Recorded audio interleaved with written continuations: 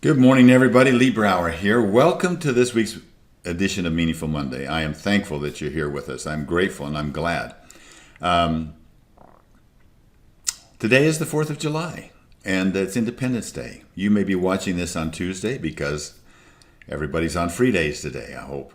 But let me just last week for me and Lori was a wonderful week. It was a week where we were able to celebrate with others Wacky Warriors, the Warriors Against Cancer in Kids and Young Adults, through our third annual golf tournament that we had in Orlando. And believe me, it was wacky.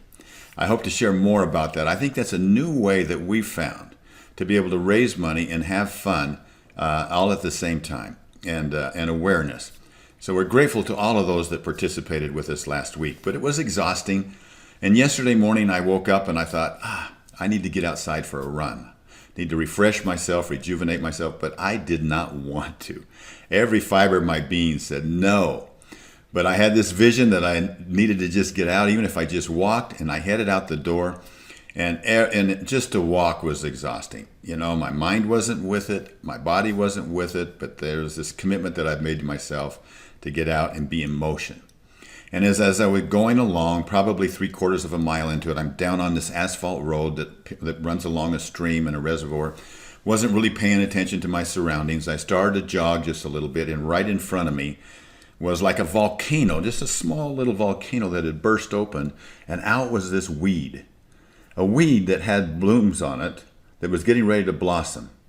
And I thought to myself, that seed was in complete darkness. And yet it found a way, unlike all of the other seeds that were under the asphalt, it found a way to burst through that, to find the light. And by finding that light, it had the vision of that light that was so strong that it was able to burst through that and now be able to bless the world with its beauty. And I thought to myself, I was in the moment right then. I had to take a picture of it.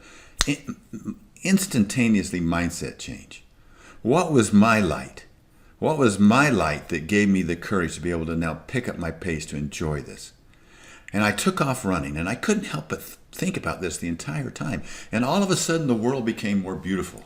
All of a sudden, all of the trees and all of the plants and the flowers and the butterflies and the birds became my friends.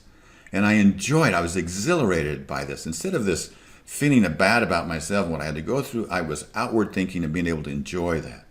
And as I continued on, around the 5th mile or so, I got into a neighborhood, and I'm coming by this car, and I'm looking around and observing things and just taking it in. And as I'm coming by there, all of a sudden, I see this wad of cash.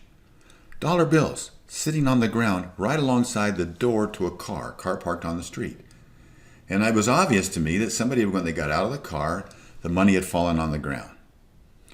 Instinctively and without hesitation, I picked that money up, and I stuck it in the windshield wiper of that car and kept on my way.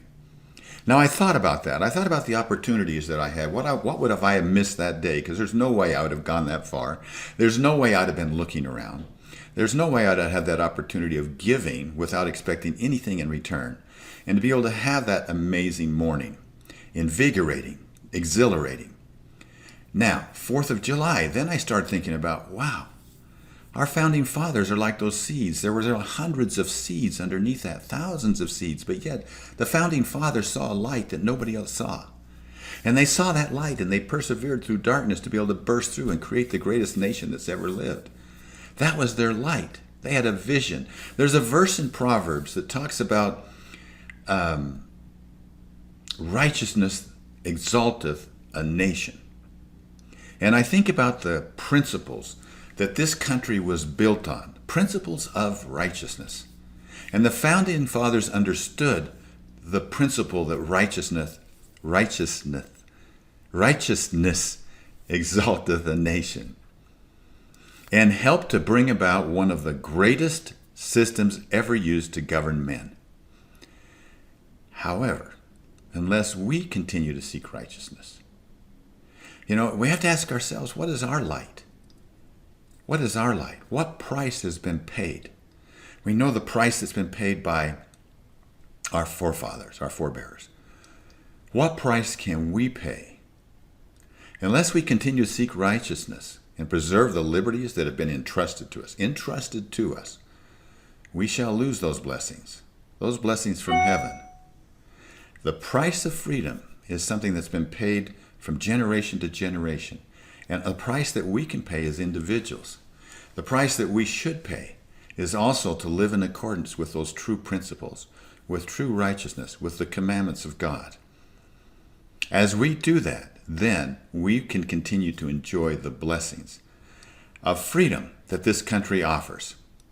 It doesn't do us any good to sit around and complain that somebody else should be doing something, somebody else should be doing something.